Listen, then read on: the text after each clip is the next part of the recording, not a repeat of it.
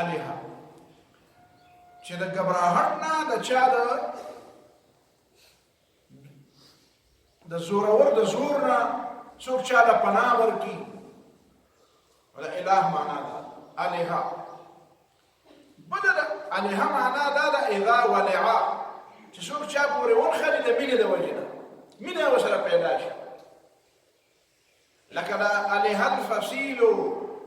دا د اوخي بچی د اوخي سره دا د نږدې کې تاسو ګورئ دا د اوخي आवाज نه خو چې عرب اوخي لري ساتي نو ځکه اریو ساروی چې دا د چرګوله چې ګوري دا د مور د وزر نه لاندې کیږي د بيزي بچي ګوري هغه د مور سره نږدې کیږي مطلب دا دی چې څوک چاته په دې وجه نږدې کیږي چې د په دې نږدې کېدو باندې ماته سکون ملاويږي ماته پناه ملاويږي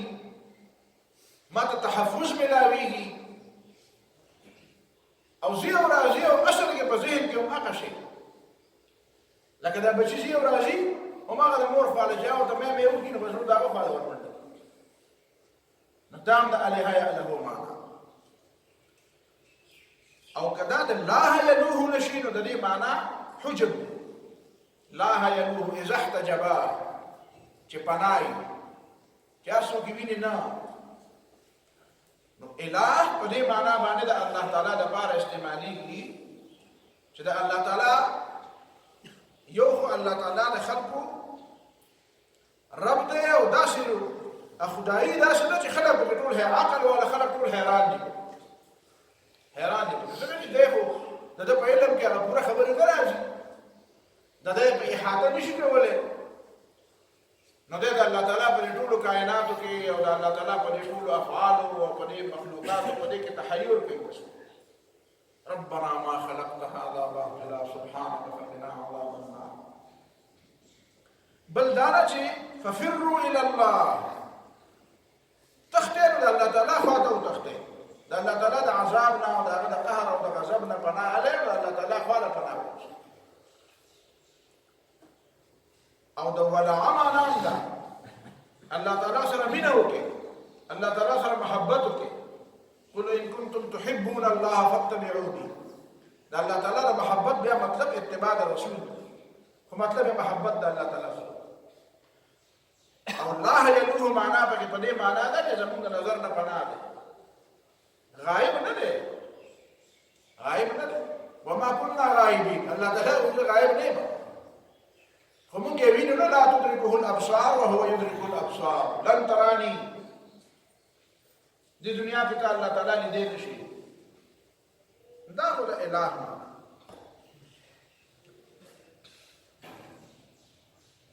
د الہ د لفظ مؤنث نشته دا خبره مې ذهن کې نه دا جمله د زوی مده نشته په کاری کې بیا چې څنګه مله نتیجه مرتب کوم د الہ د لفظ مؤنث نشته رب یو لفظ دی رب څه ته وایي مالک ته وایي د رب معنا ده مالک او د رب اطلاق د انسانانو او د مخلوقاتو د پاره کې دی شي په عربی ژبه او د رب د لفظ مؤنث هم راځي د رب د لفظ مؤنث هم او اطلاق کیږي خو اله کیږي چې کله اضافت شي لکه مشهور حدیث دی د بخاری د مسلم د ټولو کتابونو حدیث جبريل نو پاره کې وایي چې وسأخبرك عن اماراتها نخي من تدروخهم بقيامت اليوم نخوة تداوي أنت لدى الأمة ربتها وديك دوالا خبر الله يقول ربتها ربة دا مؤنث ربات الحجاب بعربي جبك استعمال دي دا لفظ ربات الحجاب در دولة مالكاني حجل او حجله ډولته حجله په عربی ژبه کې لوبې ته وایي چې موږ د پښتو کې چیندرو څو ته سیندرو وایي چیندرو ته وایي دا ماشومان جنکه یو وخت اوچته کی او یا لاس ګور وانت کې موسیقي وانت کې ته ویل خو خاطر موسیقي تاسو ته سوای نو هغه موسیقي په لته والا او یو وخت به اوچته کړی هغه نیولې وه په دې بله خپل باندې بیا هغه موسی په دې خپل ټېلواله داسې کورونو کې نو دغې لوبې ته حجله وایي په عربۍ ژبه کې حجله چیندرو ځکه چې په هغې کې کوټګۍ جوړي چیندرو چې ته کوې نو داسې څو کوټګۍ به وي اوس ما نه هیرې دي چې څو به وي پنځه به وي که شپږ به وي که ډېرې به وي خو هر کوټګۍ به وي نو د ډولۍ ته دا په دې اوښې د پاته چې کومه ډولۍ جوړوي یا په کومه ډولۍ کې چې ته ناوې راوړئ نو هغه ناوې لپاره چې کومه ډولۍ جوړوي نو هغې ته حجله وایي د رسول الله صلی الله علیه وسلم چې په دې ښۍ طرف ته د اوږه باندې هغه مهر نبوت داسې زیاتې غوښه نو بعضې صحابه کرامو د هغې تشبیه کړې ده د شمایلو کې راځي که ذر الحجله که زر الحجله زر بټن ته بټنې ته نو که زر الحجله ته به ویې لکه دا د ډولۍ بټن وه د ډولۍ تڼۍ وه تڼۍ ته بټن ورته وایې که تڼۍ ورته وایې خو اوس خلک نو تڼۍ لږه غټه غونته وي یو عامه د جامو تڼۍ او یو د هغه ډولۍ لکه مثلا د کوټ تڼۍ د کمیس د تڼۍ نه غټه نو زر الحجله نو ربات الحجار عربی کې راځي ربات الحجار ربة البيت رب البلد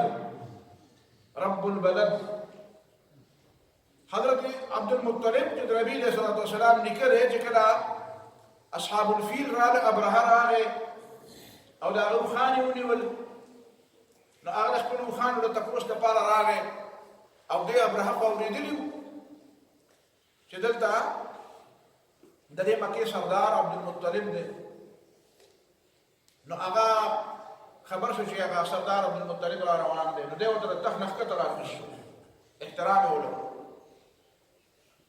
پخوا دې خلکو کې به دا شی وکړي یو بل احترام به یې کوه اوس خو خبره د اخلاقیاتو نه بلکل وتې څوک د چا احترام نه کوي نو هغه ابراهیم ته احترام هلته ورته د تخت نه راکوز شو ورسره کېناست ځکه چې هغه ډېر وجیح انسان و نو بیا یې ورته ویې چې څه له راغلی وایي زما اوښان تا نیولي دي وي هغه اوښان پسې راغلل نو هغه ورته ویې چې ګوره زه تاله د تخت نه راکوشم دومره لوی سړی مې راته نسبت وکړو ما ته څه پته وه ډېر وړوکی سړی زه راغلی یم ستاسو دا کور روانوم دا بیت الله او ته لګیا یې ما د خپلو اوښانو تپوس کې نو هغه ورته یوه خبره وویله وایي انا رب البیت انا رب الابل وللبیت رب یحمیه وایي زه د اوښانو مالک یم او د کور مالک شته هغه به حفاظت وکړي نو هغه ته یې اوښان پرېښوده او بیا یې مطلب دا و چې زه څنګه بیا د ما نه حفاظت نو انا رب الابل رب البلد د ښار مشر لکه میر ورته موږ وایو دا چې کوم دی ناظم ورته ته وایه که بل څه نوم ورته وایه که هسې څه ورته د تاو نه ویاله د ښار میر نو دا د رب معنا شو چې مطلقا ذکر شي نو بیا خو د الله تعالی مراد خو نسبتا د دې ده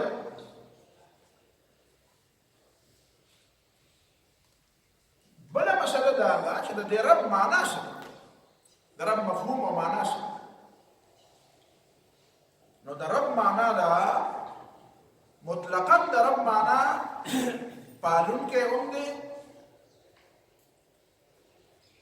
پالونکی چې څوک د چا لکه ماشوم تربیت کوي دا تفسیر سواوي ډېر ښه تفسیر دی خو ما ته چېرته میلاو نه شو په دې جلالین باندې پخوا ما چې د مدرسې کې اول ځل داخله اخیستې وه سبق مې وی په هغه کال باندې مې لږ ډېر پرې نه پوهېدم خو هلته زموږ یو استاد پرې سوات کې ما به د پښتو یو ضابطه یادوله د نحوې دا نحوې ټوله په پښتو کې به یو څو مولانا چې و که نه مولانا محمد علي صاحب اکوړي خټک کې عام مدرس مشر عالم الله دې نو هغه بیا د پښتو یو ضابطه جوړه کړې وه نو هغې پسې زه تللی وم نو د هغه یو شاګرد و الله دې وبخي مولانا عمر الرحمان بیا دې تاڼه کې د هغه مدرسه اوس خلاص شوې نو هغه شاګرد نو هغه پسې زه لاړم اول کال باندې دا نهمیر او دا بل هغه ترجمې کړې نو بیا لاړم هغه ضابطه مې یاد هغه نحوې دپاره په چوټیانو کې هغه ضابطه نو هلته هغه شاپین مولوي صاحب و الله دې وبخي نو هغه به ترجمه هم کوله ترجمه به یې کوله نو دا جلالین مې مخې ته نیسي نو هغه جلالین په حاشیه باندې د سواوي حاشیه وه نو هغې نه ما دا شعرونه مې یاد کړي هغه کیسه لیکلې ده چې دا دغه چې و دا سامره خو دې سامره اجل سونه نه هغه خېدو بچره ابا چې وړای چې جوړ کړو وسخه نو سامری سواوی لیکلې دي چې د دې سامری نوم موسی و سامری نوم موسی و دغه نوم موسی نو هغه بیا د ټول کیسې نه بعد او هغه په شی کې شری کړی دی دا موسی او دا دغه مور بلاو او دا په څنګه کې پاتې شو الله تعالی جبرئیل علیه السلام ته وی چې لاړ شه او د دې موسی تربیت کوا او دا موسی لوی کا والله اعلم دا کوم نه ویل دي ودا موسی تلوي نو هغه بیا د تقابل کړی دی ویجب خبره دا ده چې یو موسی هغه دی چې دا هغه تربیت د فرعون په کور کې شوی نو چې هغه لاړ د هغه پیغمبر بل موسی هغه دی چې دا هغه تربیت جبرئیل علیه السلام کړی نو دا هغه څه شی دی دا هغه تربیت د جهنم هغه بیکاره شی دی د بعضې خلکو په دې زمانه کې دا رایه ده والله تعالی اعلم ما په دې باندې ډېر ریسرچ نه دی کړی خو بعضې خلک وایي چې دا دجال چې کوم دی دجال وایي دا دجال هغه سامری د بعضې خلکو رایه ده د هندوستان د بعضې علماو رایه ده زه تایید نه کوم ما ته پته نشته زه بغیر دلیل نه تایید نه کوم خو هسې مې درته ووایي چې یو رایه دا ده چې دا اسرائیلی دی دا یهودی دی ځکه دا یهودیان یې ملګري دي د دجال په انتظار دي ځکه به ملګرتیا کوي وایي دا هغه سامری دی وایي چې په خبره راغله نو که دا هغه دی او که نه دی خو خبره مې صرف په دې پورې راوته چې تفسیر سوالي د ربا لفظ به دی تربیت په معنا باندې د رب لفظ ترجمه ده نو هغه وایي چې اذ المرء لم يخلق سعيدا من الازل دينا مخي إذ المرء لم يخلق سعيدا من الأزل فقد خاب من ربى وخاب المؤمل فموسى الذي رباه جبريل كافر وموسى الذي رباه فرعون مرسل وإذ المرء لم يخلق سعيدا من الأزل چې الله تعالی څوک نیکبخت نه پیدا کړي او الله تعالی د چا مبارک نیکبختی نه لیکلی او سعادت نه لیکلی نو فقد خاب من ربى وخاب المؤمل هغه سړی نه مراد دی چې دا تربیت کوي او رب نه مراد دی چې دنه وکړي او تاسو ولي وي فموسى الذي رباه جبريل كافر دا کوم موسی تربیت چا کړي جبريل علیه السلام نو هغه څه وخت کافر او موسی الذي رباه فرعون مرسل او د کوم تربیت چې د موسی تربیت چې فرعون کړو ناقص شو پیغمبر دا د پیغمبري تربیت په وجه نه ده اصل علامه اقبال یو شعر ویلی دی هغې سره به زه اختلاف وکړم اختلاف وکېدی شي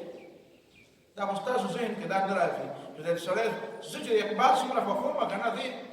ما د اقبال یو شعر یو ځلې د فارسي کلام مردان کې د دیر نه چې مونږ لاړو مردان کې زه ومه و اته میاشتې کې لیکي نو کار مې ډېر نه کړو کتابونه مې ډېر کتل نو دا کلیات فارسي او دا بلا مې ټول وکتل دا دیوانونه او دا د حافظ شیرازي دا دیوانونه دا بلا مې وکتل نو هغې کې مې کتل نو دا شعر پکې راغلی چې انو خبره مې دا کوله چې دا لوی به وجود نه هلته یو شعر مخې نه راغی چې من مثال لاله صحراستم در میان محفل تنهاستم نو درې ورځې مې مسلسل پر خوله دا و بیا راسره خطره پیدا شو ما یا الله پاکه چې ته د کلمې په ځای مې دا شعر خولې له راغلی شي نو بیا مې دعا وکړه یا الله پاک دې مې قلات دا دومره په ذهن سورول نه دي پکار خو حقیقت دا دی چې دې شعر تاسو د مو د دې مزه نه راځي نو والله اعلم چې څوک په مزه پوهېږي من مثال لاله صحراستم چې زما مثال په صحرا کې د ګلې لاله ټوله وچه صحرا یو ګلې لاله پکې یوازې لږه دلته داسې ټوله او داسې سر یې ښکته نیولې ته به یې سوچ کوې غور کوې پر خپله غریبۍ پر خپله لاچارۍ او پر خپل غربت او پر یوازیوالي باندې لګیا یې چې دا څنګه یوازې ما د دنیا ټول داسې ملګري دي او زما په ګډ ملګری نشته من مثال لاله صحراستم در میان محفل تنهاستم محفل شته خوا او شا به خلک دي داسې نه چې خلک نه دي خدای زمانه غریب دی او زه د دې نه من در مشرق و مغرب غریبم که په مشرق کې ما په مغرب کې ما خو یوازې کې از یاران محرم بې نصیبم هغه ملګري مې نشته چې زما د زړه د راز هغه خبرې باندې هغه پوه شي چې زه به هغه پسې لرم چې دا هغه ته منتقل کړم غم خود را بگویم بادل خویش چې معصومان او غربت را فرېږم زه د خپل غم به خپل نه ته وایم او د خپلې یوازېوالي نه به دوکه ورکوم ما د ځان سره به خبرې کوم وایم چې زما سپه خوشته دي زما خبرې او خبرې به د ځان سره کوم چې معصومان او غربت را فرېږم نو هغه یو شعر هغه ویلی دی په هغې کې هغه دا ویلي دي چې اگر کوئی شعیب آئے میسر شبانی سے کلیمی 2 قدم ہے وایي که سړي ته ښه مربي میلاو شي لکه موسی علیه السلام ته چې شعیب علیه السلام میلاو شو نو د شپنکیتوب او د پیغمبرۍ په منځ کې صرف 2 قدمه لاره نو دا خبره په ظاهر داسې ټیک نه ښکاري ځکه د شعیب علیه السلام خو اول و نه څوک د شعیب علیه السلام نه قوم و زویب و نصیب و څوک عامه خبره مشهوره ده چې موسی علیه السلام څخه شعیب علیه السلام دا یقیني ثابته نه ده خو فرض کړه شعیب علیه السلام وو نو چې پیغمبر د چا تربیت وکړي نو پیغمبر کیږي او پیغمبري په تربیت ملاوي دا خو د خلکو خبرې دي چې هر څه په محنت ملاوي پیغمبري په محنت ملاوي صحابیتوب هم په محنت نه ملاوي چې ته ځان داسې تربیت کړې که نه چې د چت نه چتېږي او د ځمکې له راغړېږي او بیمار د ډوډۍ نه چې وچې 100 کاله نه 50 کاله وچې وخوري او خوب هم ونه کړي نه صحابي هم دنه نشي جوړولی تابعین دنه نشي جوړولی ځکه تابعین صحابي لیدلی په محنت څوک صحابي کېږي په محنت څوک تابعي کېږي وایي په محنت هر څه کېږي پیغمبرانو محنت کړی وه داسې چې ته ونه ویله د کفر کلمه نه کوي ښه چې پیغمبرانو ته پیغمبري په محنت پیدا شوي په تربیت هم نه ملاوي په تربیت نه ملاوي شبانی سے دو کلیمی 2 قدم که بل څه مطلوب وي نو ټیک ده بل مفهوم ورته راوباسه چې یار زه خو الله تعالی دې ته تیارو دته خو پته نه وه خو الله تعالی تیارو نو هلته د فرعون په کور کې تیار کړو دلته یې بیا په دې ګډو بیزو پرې سره کې تیار کړو ثم جئت على قدر ګوره دا هر څه د الله تعالی په نسبت باندې دا اله پېژندل غواړي که نه اله او رب خبره کوم اله او رب پېژندل غواړي د خلکو دا خیال دی چې د ځان په باره کې دا پلانینګ زه کوم دا پلانینګ الله تعالی کوي منصوبې الله تعالی جوړوي ګوره موسی علیه السلام یې د فرعون په کور کې لوی کړو تاسو هسې ګورئ که نه موسی علیه السلام ته د هغه د لاس نه خو سړی وجلی وي چې زه ولهم علی ذنب فاخاف ان یقتلون مړ به مې کړي په ما خو یې بدل دی خو فرعون ته چې مخې له ورغی نو فرعون ورته خبره نه دی کړې او موسی علیه السلام چې ورته خبره کوي نو د موسی علیه السلام یو روب دی په دې فرعون باندې او داسې ډایرکټ پرې ورځي ګوره عام بني اسرائیل ټول داسې دي چې هغه دباو کړي دي إن فرعون علا في الأرض وجعل أهلها شيعا يستضعف طائفة منهم يذبح أبناءهم ويستحيي نساءهم ټول قوم د بني اسرائیل دباو کړي او موسی علیه السلام هم د بني اسرائیل د قبیلې نه دی خو موسی علیه السلام د ده په سترګو کې سترګې ورکوي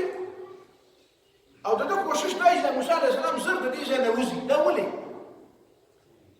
دا ځکه چې الله تعالی د موسی علیه السلام د فرعون په کور کې لوی کړی دی نو ته ووایې چې څوک په چا په کور کې د بچي په شانې دنده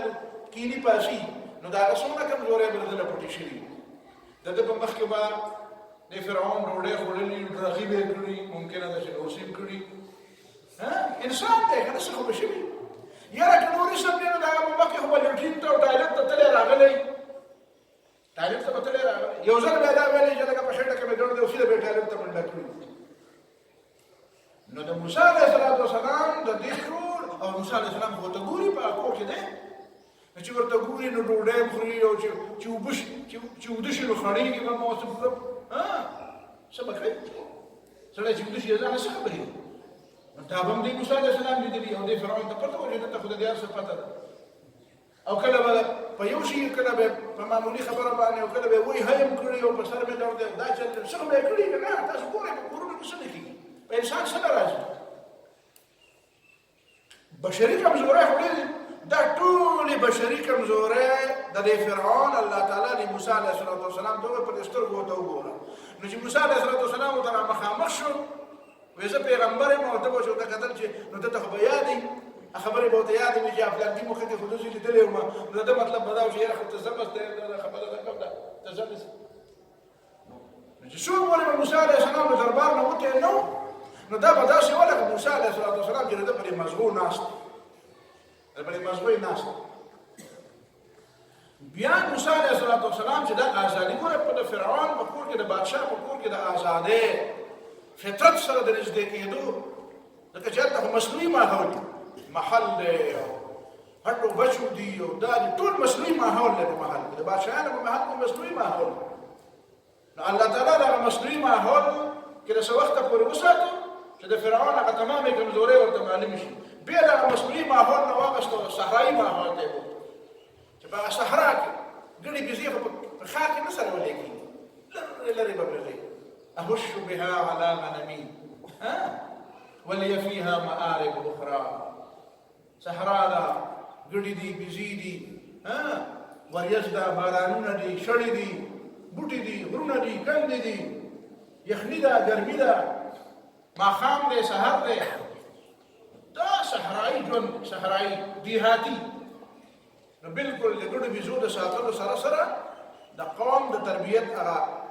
دا چې دا الله تعالی ورته ښایي الله تعالی ده ته پته نشته چې ما څه له تیاری ده ته پته نشته چې ما څه له تیاری خو الله تعالی یې تیاروي نو دا دواړه ماحولونه یې ورته وښودل نو بیا د فطرت د مقاصدو مطابق بیا تیار کړو چې د هغې لپاره اوس کار نو به هر حال الله تعالی خو تیاره خو دا مطلب نه دی چې په خپل څه کول او یا شعیب علیه السلام ته تیار چې پیغمبر شي چې تربیت وکړي تربیت په نتیجه کې پیغمبر نه ملای تربیت په نتیجه کې پیغمبري او پیغمبر لپاره د سنت ته په ځان شي تیار ولې نه بل څه څه تیار دا یو نو رب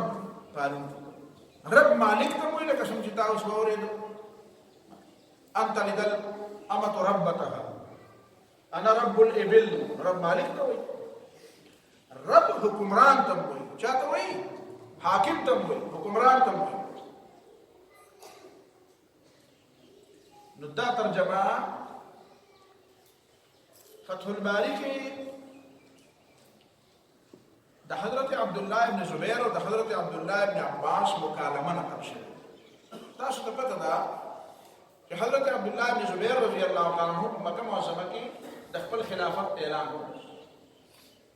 او عبدالله ابن عباس رضی الله تعالی عنہ یې راوبلل چې زما بیعت وکړه نو هغه بیعت ونکړو دا د هغه زمانې خبره ده چې کله یزید راغی دا هغه زمانې نو حضرت عبدالله ابن عباس بیعت ونکړو نو چې بیعت یې ونه کړو نو حضرت عبدالله ابن زبیر ورته وایي دا مکه پرېږده اوسه نورې خبرې پرې نه کوو وایي دا مکه پرېږده حضرت عبدالله ابن عباس کوم ځای کې وفات کړ طائف قبر یې په طائف کې نو خلک سوچ کوي چې عبدالله ابن عباس خو هلته مدینه منوره کې و باشنده د مکې معظمې و نو قبر طائف کې څه کوي طائف کې ولې نو طائف کې ځکه پاتې شوی دی د عبدالله ابن زبیر بیعت یې نه وکړی نو هغه ورته وایي چې ځه نو بس نږدې لاړه هلته طائف کې هلته بیا درس و تدریس کوو او هلته بیا وفات شو نو دلته د عبدالله ابن عباس نه چا تپوس کړی دی چې ته د عبدالله ابن زبیر بیعت ولې نه کوې ده له ووټ ولې نه ورکړ حضرت عبدالله ابن عباس ته یو خبره کړې ده او دا دلته فتح الباری کې نقل شوې ده شرح د بخاري کې هغه وایي چې لأن يربني بنو عمي احب الي من ان يربني غيرهم وایي زما د بنو امیه او د حکومت خوښ دی دا مې د تره بچي دي دا مې خوښ دی لأن يربني بنو عمي چې زما د تره بچي زما حکمرانان شي يربني نو خير احب الي من ان يربني غيرهم دا جمله قاضي عیاض په مشارق الانوار کې هم نقل کړي مشارق الانوار د قاضي عیاض تصنیف دی هغه شفا والی شفا الشفا في حقوق المصطفى د سیرت کتاب چې کوم قاضي عیاض لیکلی دی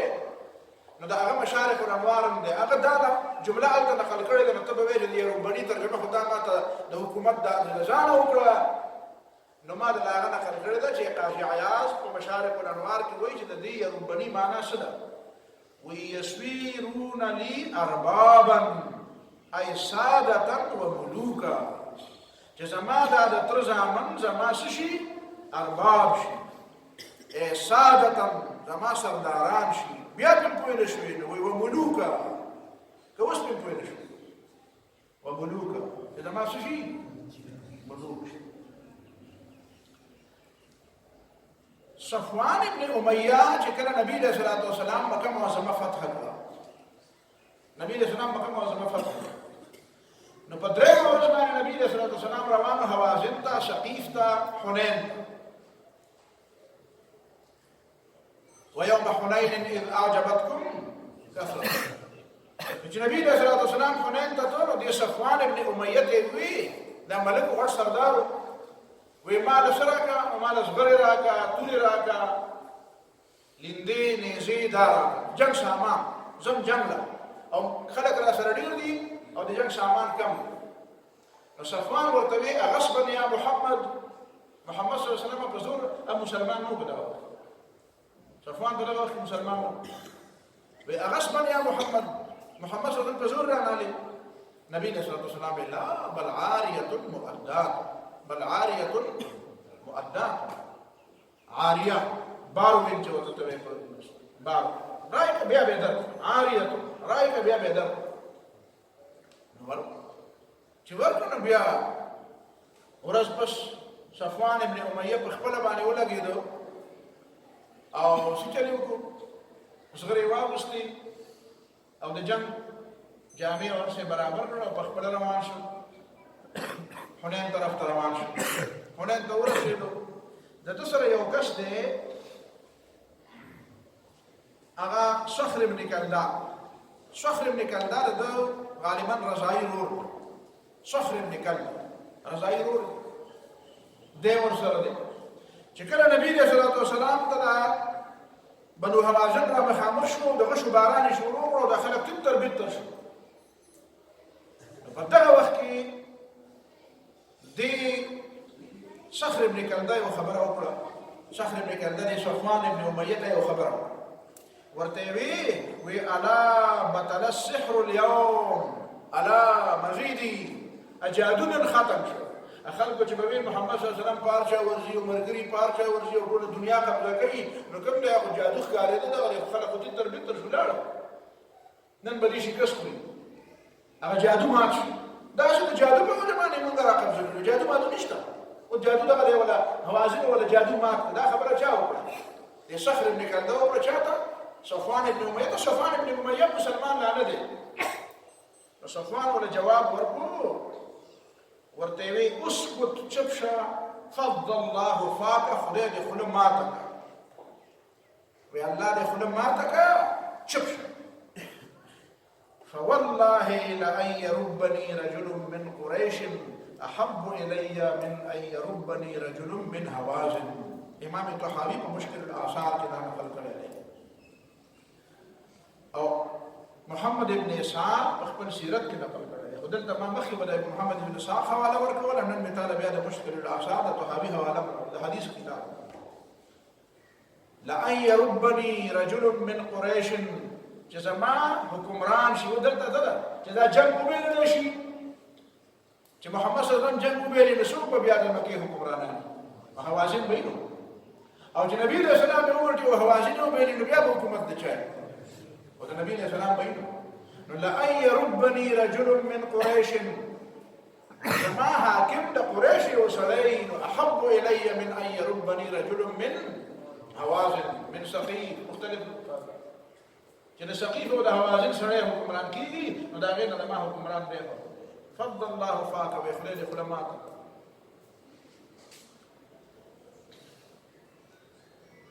نو دا شو د رب مطلب. قرآن مجید کې رب په دې معنا راغلی، د حاکم په معنا راغلی چې تحلیل او تحریم کوي. قرآن مجید کې رب په دې معنا راغلی، تحلیل او تحریم کوي. حضرت عدی ابن حاتم رضی اللہ تعالی عنہ، عدی مشهور حاتم تائی چې دا غزوه تفسیر ابن کثیر راواړه په سورته التوبه کې اتخذوا احبارهم ورهبانهم اربابا من دون الله والمسيح ابن مريم وما امروا الا ليعبدوا الها واحدا. دې لاندې تفسیر ابن کثیر لیکلی دی مشهوره خبره ده چې دا عدی ابن حاتم راغی رسول الله صلی الله علیه وسلم ته وی چې دا همغه ارباب من دون الله دا همغه نه دي نیولي. حاجی مو ګړه دي نبی علیہ الصلوۃ والسلام ته وی انهم لم يعبدوه. يهود خو خپل ارباب د احبار او د رهبان عبادت نه کوي. عبادت خو نه ده. هغه عبادت څه کوي؟ لکه دا په خوا چې موږ اړو نه مونږ ته چې میاګانو نیکونو چا بدته یا په سکول استادانو چا راته ویلي والله اعلم. نبی وی لا اله الا الله. دا الله نه بغیر بل خدای نشته. او بیا به څه کې بل څه بیا به شریک د بل په نامه نشته. شریک د بل په نامه ټکي به مونږ ته یاد څه کوم نه ویا. وی شریک د بل په نامه مطلب دا دی د خدای په نوم شریک نشته نو نور خیر ده بس خبره. خو د خدای د نوم ته مو وایي. شریک د بل په نامه نشته. مطلب دا د خدای نوم چاته مو وایي. د رب نوم چاته الہ نوم چاته مو وایي نو په څه کوي. دا غیبت په دماغ کې دا او چې عبادت په څه کوي. و انهم لم يعبدوه. يهوديان خو د احبار او د رهبان عبادت نه کړي. فقال بلا نبی اسلام ولې نه کړي ولې نه کړي رب دماس انهم عبادت شو پتا ته ما ویل چې عبادت طاعت ولي.